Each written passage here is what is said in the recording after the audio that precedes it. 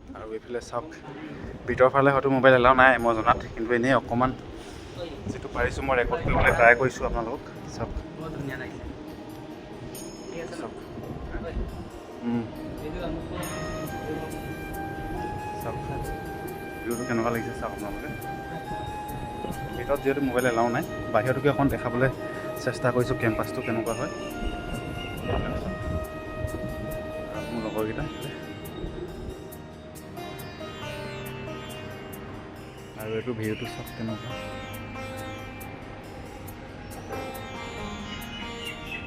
মই আগতে আহিছিলোঁ মানে তেতিয়া ভিডিঅ' চিডিঅ' কৰিবলৈ মোৰ মোবাইল চোবাইল ইমান ভাল নাছিলে। চ' এতিয়া আহিলোঁ ধুনীয়াকৈ ভিডিঅ' কৰি লৈছোঁ।